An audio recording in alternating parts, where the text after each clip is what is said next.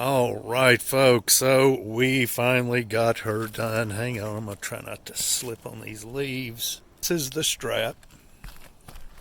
This is the strap that I put on. You see me put the strap on.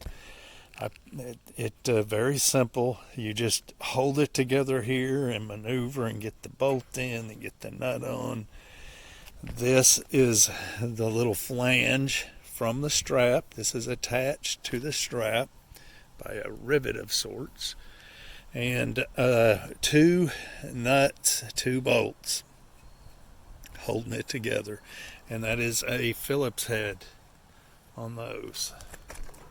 Phillips head on this one, and a Phillips head, of course, on the others over here. Yeah, now this is a 6-inch stovepipe. That means it's 10 inches on the outside, 6 inches on the inside. And this is what you put on the outside of your house.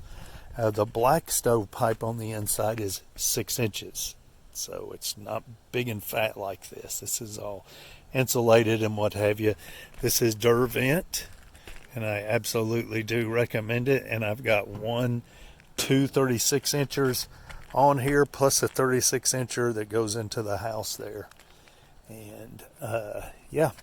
It has a little arrow here showing you which way the exhaust flows, so make sure you get that right.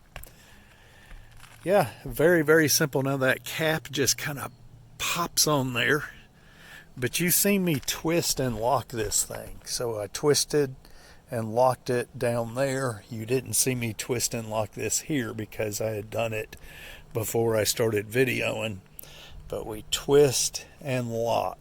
Twist and lock. So you line it up, and it's very easy. You just line it up and twist and lock. You line it up, push it in, twist it, and it'll lock in place.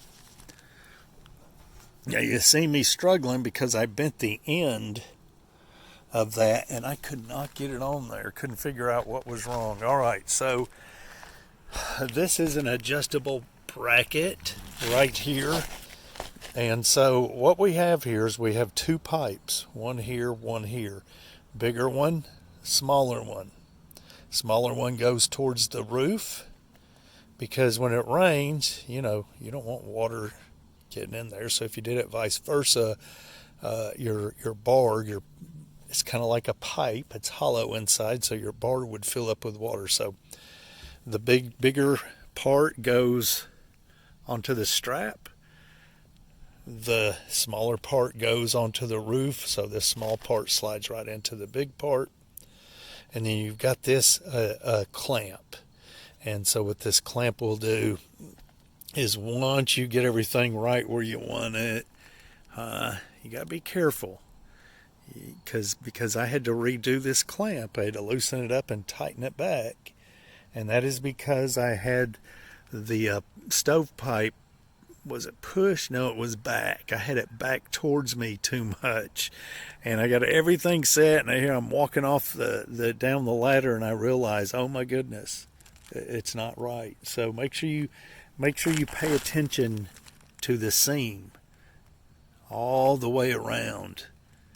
And yeah, because that'll tell you if you've got this pushed too far this way or you got it pulled back too far. And so it's just simple. So let me back up here. So these bolts, they have the little square dilly whopper up underneath the head that fits into the square that is on this adjustable clamp. And all you got to do is put your nut on. Don't need anything to hold the bolt. It's holding in because it's squared. And so that's it. Put it on, get you some channel locks. You need a Phillips head, something to drive your screws in, which, a drill, the cordless. And you need a Phillips head and maybe a pair of channel locks. And that looks like 1/4 inch or something. I don't know what that is. But anyway, so channel locks, a Phillips head screwdriver, and a cordless with the Phillips head or whatever you're going to use to screw in. Now, let's stay on this clamp over here. This one's flipped upside down so you can see what it looks like. Now this is the easier way to do it right here, because it was difficult getting them channel locks up under there. So this is the easier way to do it. All right, so here's what I did. So my bracket, I don't know if I got this on wrong or right, but either way it's going to work. So the instructions were terrible. So yeah, that's why I made the video. I wish I could have put the camera up here. I couldn't do that. It was just too hard with just me here. But here's what I did. You've seen me do all this stuff. I'm kind of explaining it all to you now. I got some latex caulk. That's all I had. You're better off using silicone or roof cement. I had latex caulk, and so I figured out where this was going and then just caulked all up underneath there and put the bracket on and then screwed it in. Now, all I had was drywall screws, but these things rust, but believe it or not, I'm going to fix these up where they'll last. But that's all I had, so I used them.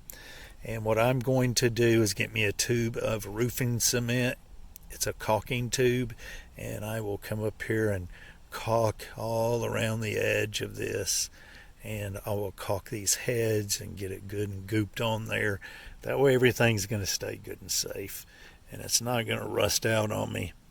And this thing is sturdy, folks. I am talking sturdy, and I am very pleased with it for sure. So we got one that's kind of just like galvanized, then we've got this shiny chromed stainless looking deal here. I don't know how that happened. So it happened. The wife ordered this one, so, and it is about 11 feet from the peak, but it's about 2.5 feet higher than the peak, so I'm good there. You can see my little piece of flashing I got, and that's just and it's angled so water hits and goes that way, and that's just to keep so much water